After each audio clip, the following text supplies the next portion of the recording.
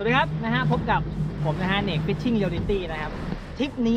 ก็ตามคำเรียกร้องที่มีหลายๆคอมเมนต์บอกว่านั่นเองไปตกปลาทะเลหน่อยนะเพราะว่าช่วงนี้เนี่ยปลาชะโดมันหายากแล้วก็ตกมาเยอะแล้วนะจะได้ไม่เบื่อกันนะครับทริปนี้เนี่ยเราก็อยู่ที่ปะทิวชุมพรนะครับวันนี้เราก็จะออกไปหาวัตถุดิบเด็ดๆกันแล้วก็ไปหาปลาตัวสวยๆมาฝากเพื่อนๆยังไงก็เป็นกำลังใจให้ด้วยตามดูกันว่าจะได้ปลาตัวเล็กตัวใหญ่หรือบรรยากาศเป็นยังไงไปชมกันเลย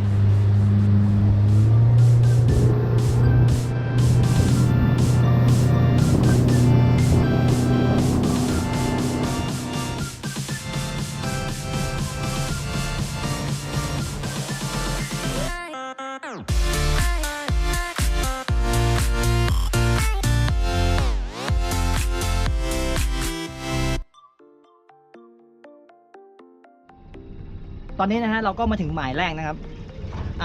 ในทะเลเนี่ยสำหรับมือใหม่นะเราจะรู้ได้ไงใช่ไหมครับว่ามันถึงหมายนะครับเราก็จะใช้ซาวเดอร์เป็นหัวสแกนลงไปข้างล่างว่ามันมีกองปะการังคือทะเลเนี่ยส่วนใหญ่จะเป็นพื้นทรายนะครับแล้วก็พอมันมีกองปะการังหรืออะไรเงี้ยปลาก็จะมารวมตัวอยู่ตรงนั้นครับตอนนี้เราถึงหมายแล้วเดี๋ยวขออนุญาตจัดเบ็ดก่อนนะครับนี่ขออนุญาตแอบขายของนิดนึงตัวนี้เป็นเบ็ดช่างโม่ชุมพรสุดยอดเราใช้กันทุกทริปและก็ได้ปลาทุกทริปคมแน่นอนครับเดี๋ยวมาดูกันติดทุกอย่างปลาทูติดหมดปลาใหญ่ๆไม่อะไรนี่เรือมันลอยเข้านี่หัวเรือมันลอยนี่เก่งๆเลยนะครับเดี๋ยวแป๊บนึงให้ผูกเบ็ดเสร็จก่อนเดี๋ยวจะขึ้นไปตั้งลำใหม่เอาเลยค่อยๆไปเลยผมอยู่ได้เดี๋ยวไปพร้อมๆกันดีกว่าไม่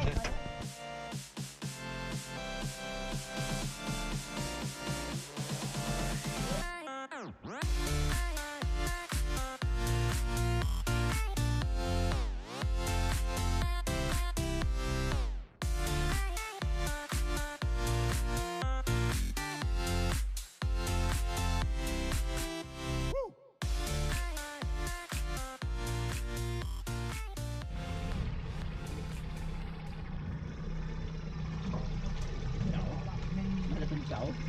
เขาก็บอกโอ้มาได้เหรอครับ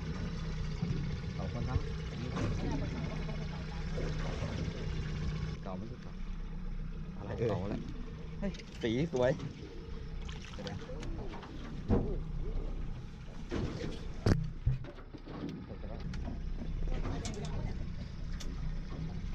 คือปลาอะไรครับแสดง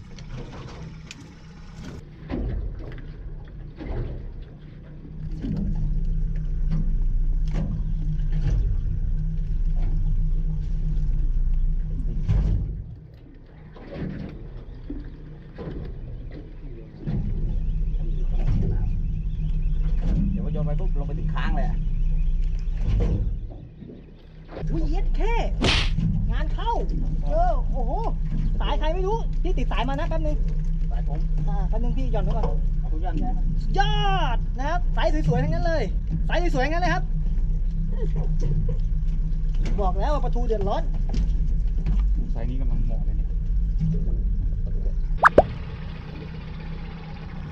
ใช่ปะอยู่ๆมันมาโอ้ยสิ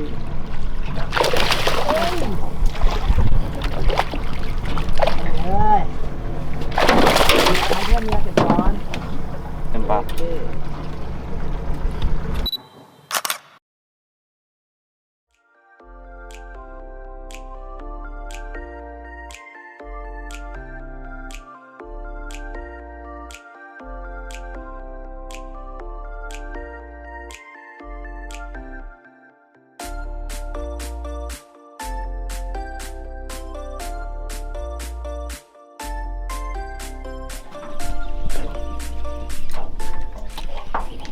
เล็กนะพวกปลาดออีกแน่เลยเยอะจริง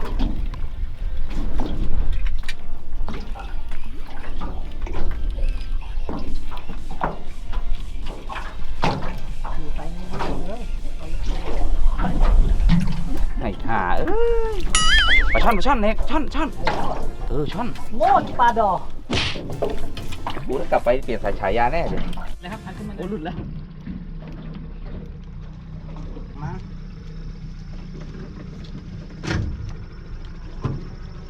ลุดครับหลุด อย่างงี้แล้วครับ ทำกันไหมเนี่ย ไปครับ ดูสายเลยครับมาแล้วเห็นป่ะเห็นไหมอินซีป่ะพี่เอายักษ์อันนี้นะครับโดนแล้วฮะเป็นปลาอะไรพี่ปลาอะไร มาเล็กนี่แหละ เนี่ยตอนนี้สังที่2ที่3ของวันนะครับโดนละดูปลาก่อนปลาดองอีกแล้วอุ้ยอินซีครับอินซียกเลยอินซีจิ๋วครับตัวนี้ช่วงนี้จะเจอแต่ไซส์แบบนี้นะถือว่าเป็นอินซีนะ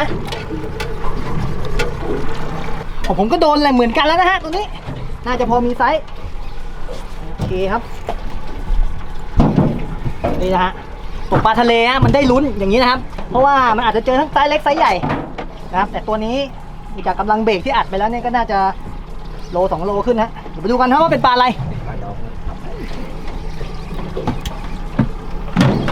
นี่นะฮะแม่งอยู่เหลี่ยมนอกนี่จริงเลย ใส่กระ แกะ ดิ่ง ดูครับใส่สลิงน้ำมั่นใจแล้ว ติดหางมา อย่าเดี๋ยวโถนี่นะฮะมาดูกันมีไซส์ครับตัวนี้มีไซส์ ติดหางสิมา พี่โชว์หน่อยพี่โชว์กล้องหน่อยพี่ตายเกี่ยวเนี่ยเขาคอมเมนต์ด่าตายเลยมาตัวนี้ หล่นไป นี่ อีก ไม่ใหญ่เท่าไหร่นะครับ แต่มันติดข้างๆนะพอมันติดข้างๆเราอัดขึ้นมามันเหมือนปลาใหญ่โอเคครับอินซี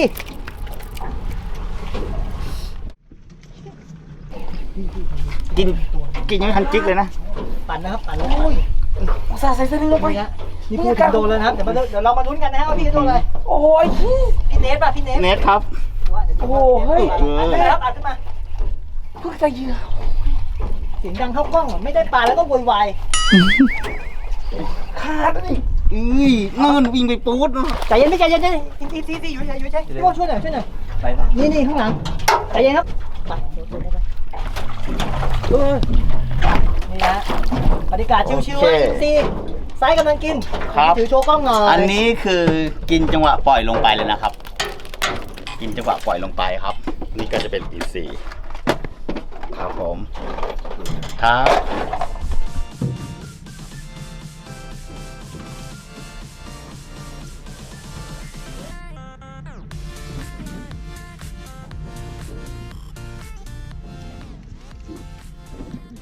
มาดูปลาอะไรนะฮะตัวนี้ตัวขาวๆอุ้ยอินซีตัวเบลอเลยตัวเบลอเลย คนกี่บาท ฮะ คนกี่บาท อินซีโอ้จริงเหรอ คนกี่บาทมันสุดจะมันไซส์นี้เข้าไปเจอพระโอเข้าไปสมศักดิ์ศรีเลยอ่ะ อ๋อนะครับเบรกน่าจะหนักกว่านี้ไม่ได้แล้วนี่ฮะ อย่าหอบดิเฮ้ย ตอนนี้นะครับแคทไมโครจิกเข้าไปที่โคนซังนะครับ ก็โดนปลาอะไรไม่รู้นะครับเห็นขาวๆแวบๆนะแต่แรงดีมาก โอ้ ตอนนี้อยู่ใต้เรือนะครับ ตอนนี้อยู่ใต้เรือ อย่าหอบดิ เฮ้ยโอ้ย ปลาโอ้ สายเล็กด้วยนะครับตัวใหญ่ด้วยนะครับ สีสวยมันสะท้อนแสง มาแล้วมาฮะวันนี้เป็นพี่โบ๊ทชื่อภาษาอังกฤษว่าลองเทลทูน่าใช่ไหมตัวนี้ไม่ใช่ ไม่ใช่ลองเทล ตัวนี้คือทูน่า ปลาโอ ปลาโอดำตัวนี้เป็นปลาโอดำนะฮะแต่ก็เป็นตระกูลเดียวกับพวกทูน่านะฮะสามารถทำปลาดิบได้แล้วก็เนื้อมันเยอะนะฮะตัวสวยเลยนะครับตัวนี้กับไมโครจิกนะฮะสายตัวนี้นะฮะสายเป็นแค่สาย PE 2ของเรียวโกะนะครับที่ผมเคยใช้โอเค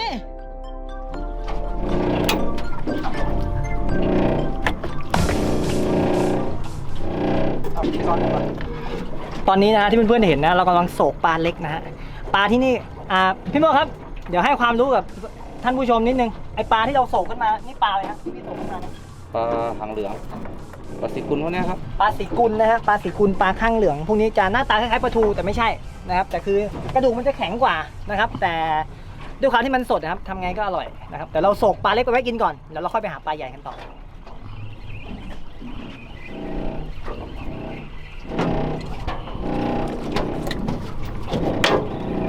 นี่ฮะไซส์สวยๆเลยนะครับนี่ปล่อยอีกคุณนี่ ไปเลยเขาละชุดล่อง ปลายิงปลานี้นะครับทำปลาดิบก็ได้เนี่ยกินปลาดิบก็ได้นะครับแต่ตัวมันเล็กไปหน่อยถ้าได้ตัวใหญ่เนี่ยแต่ผมจัดให้สักตัวนะพี่มดนี่ฮะปลาดิบก็อร่อยลอกหนังออกเนื้อสดๆนะฮะกินกับน้ำจิ้มถั่ว น้ำไปท้ายเขาก็เอาด้วย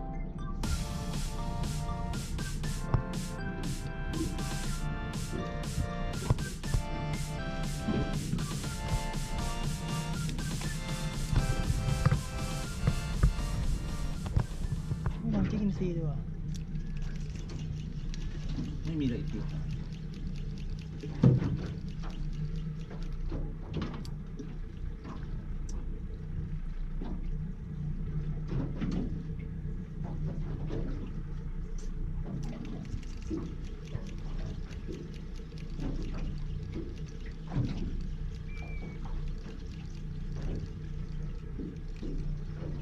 อุ้ยว่ายตามมาแต่ไม่เด็ด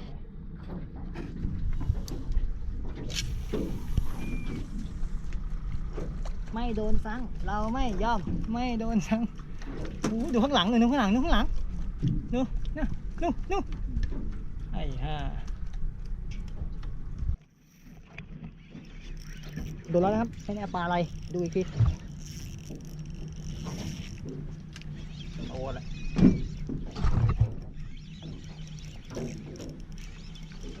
อันนี้เราแคสไมโครจิกนะครับ มันมีฝูงปลาโอขึ้นนะเหยื่อเล็กๆนะครับ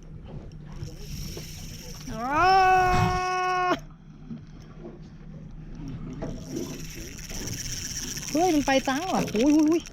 เฮ้ยเบรกเด้าอ่ะเบรกเด้า อย่าอ่อนแอสิอย่าอ่อนแอสิ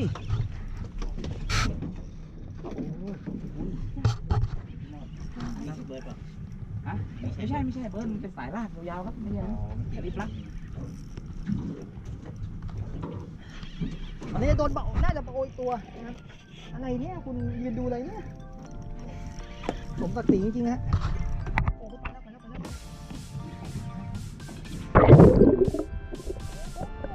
ตอนนี้ก็เป็นปลาโออีกแล้วนะครับปลาโออย่างที่ผมเคยบอกนะ มันเป็นปลาที่ถ้าเราทำดีๆเนี่ยขึ้นเหลาได้เลยนะครับ เป็นปลาเนื้อเยอะนะฮะทำได้หลายเมนูนะครับนี่โอ้โห 20 กรัมเลย นี่นะครับ ไม่มีพี่มี ปลาโอ โอ้โหปลาโอ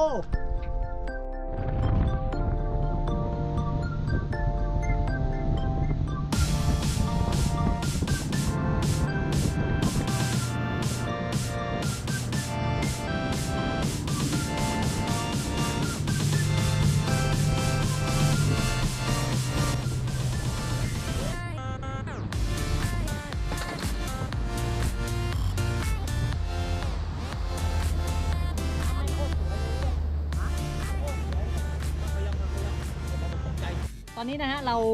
เข้ามาที่เกาะไข่นะมาตกปลาหมึกถ้าใครเคยดูคลิปที่แล้วนะครับที่ผมมาตกปลาหมึกเหลี่ยมนี้เลยนะครับเดี๋ยวเรามาดูกันว่าวันนี้ผมจะได้ปลาหมึกหรือเปล่าเพราะว่า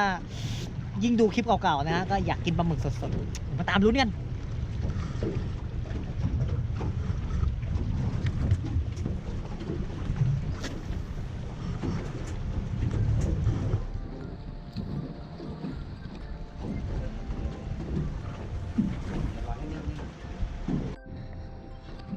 หย่อนข้างๆเลยครับปลาเก๋าได้เลย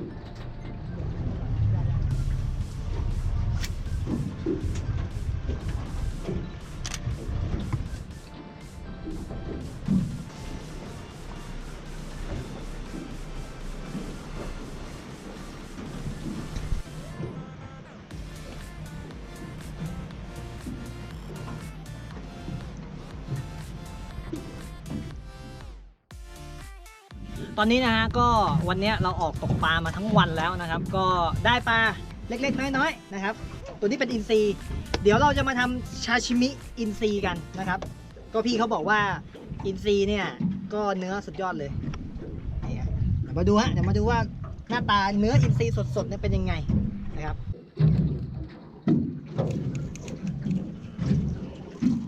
ลอกหนองเนี่ยสดกว่านี้ก็ต้องไปกินในน้ำแล้วนะตัวนี้ ยังดิ้นอยู่เลยอะยังดิ้นอยู่เลย อไม่ใช่รอบที่แล้วที่เพื่อนๆดูคลิปเก่าจะเป็นปลาเก๋านะปลาเก๋าจะเป็นเนื้อหนึบๆแต่พี่เขาบอกว่าการันตีว่าเนื้อตัวนี้ก็อร่อยนี่นะครับเราก็ได้เนื้ออินทรีสดๆนี่ฮะดูดิ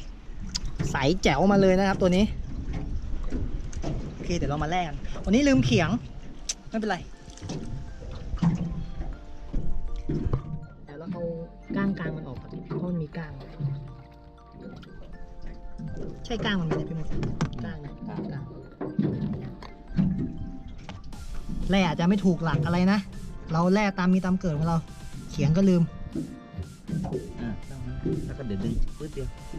หรือว่าเราจะใช้วิธีแบบนี้เอา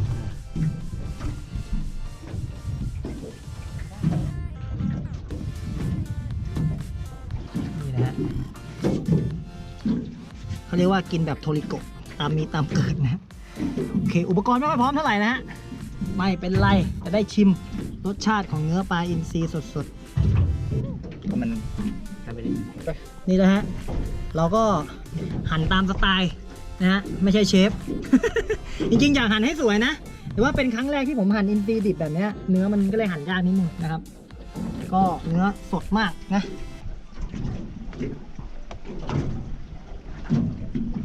เดี๋ยววันนี้นะเรากินปลาดิบเนี่ยอย่างคนที่เพิ่งเริ่มกินปลาดิบอย่างผมเนี่ยใครที่ไม่สะดวกกินกับวาซาบิหรือว่าโชยุนะครับน้ำจิ้มซีฟู้ดแซ่บๆกินได้แน่นอนโอเคเดี๋ยวมาทำน้ำจิ้มเนี่ยผมโขลกมาจากบ้านแล้วนะก็เหมือนเดิมนะฮะไม่สะดวกโขลกบนเรือเห็นไหมใส่ไปเลยมะนาวแซ่บๆไปเลยนะฮะไม่พอจัดหนักเข้าไปแซ่บๆไว้ก่อนนะเพราะว่ามันจะได้ไม่คาวนะเพราะว่าเป็นการกินปลาอินทรีครั้งแรกพี่โมดรู้ป่ะทำไมเขาถึงเรียกว่าปลาอินทรี ไม่รู้สิ เมื่อก่อนมันอยู่บนฟ้าเลย ของนั้นเลยนะ ผมเดานะว่าที่เขาเรียกว่าปลาอินทรีเนี่ยเพราะว่ามันอาจจะเป็นคือถ้าภาษาอังกฤษเขาเรียก king mackerel มีช้อนนะ คือมันน่าจะเป็นปลาที่เนื้อดีที่สุดแต่เนี้ยเขาเลยยกให้มันเป็น king mackerel ก็คือ king สุดยอดของปลา mackerel แซ่บๆจริงๆนะคือกินกับปลาดิบอ่ะคือกินกับปลาดิบอ่ะมันต้องแซ่บเผ็ดเปรี้ยวเค็มชิมก่อนเรียกได้ว่าแซ่บมากๆรสชาติแบบนี้แหละกินกับปลาดิบได้โอเคจิ้มเราก็พร้อมแล้วเราใส่ผักโอเคนะครับตอนนี้ก็แล่เสร็จเรียบร้อยแล้วนะครับก็คือวันนี้ลืมเขียงด้วยนะฮะก็แต่ไม่เป็นไรฮะเราแล่ออกมาแล้วก็ถือว่าน่ากินใช้ได้นะครับสดดีแล้วก็น้ำจิ้มแซ่บๆกินกับน้ำจิ้มแซ่บๆนะโอเคเดี๋ยวผมขออนุญาตเป็นตัวแทนสมาชิกในเรือนะฮะชิม1ชิ้นก่อนนี่ผมก็ราดชิ้นที่ผมจะกินเลยนะนี่ตักขึ้นมา1ชิ้นน้ำจิ้มแซ่บๆนี่นะฮะสำหรับใครที่กินเพิ่งหัดกินปลาดิบนะต้องกินแซ่บๆแบบนี้นะฮะโอเค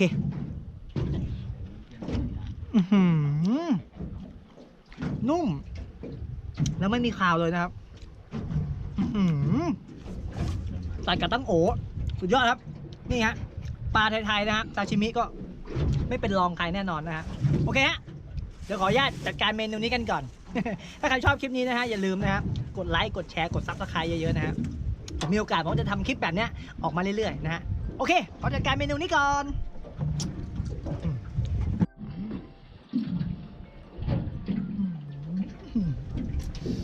มาพี่มาเป็นไงบ้างนุ่มละลายในปาก แม่งละลายในปากจริงๆเนอะ ไม่ขาว ไม่ขาวสักนิดเลยด้วยกินกับข้าวโพดนี่หอมเป็นไงเราอร่อยจริงๆนะเพราะว่าเราไม่ได้อร่อยออกกล้องอย่างเดียวน้ำจิ้มแซ่บน้ำจิ้มแซ่บบอกเลยเป็นไง น้องพี่เด็ดมากนี่นะมือใหม่อย่างเราก็ต้องลงไปคลุกไปเลยยำนี่ฮะนี่เนื้อปลาใสๆเลยนะครับอินทรีใสๆนี่นะนี่ดูตัวนี้ฮะตัวนี้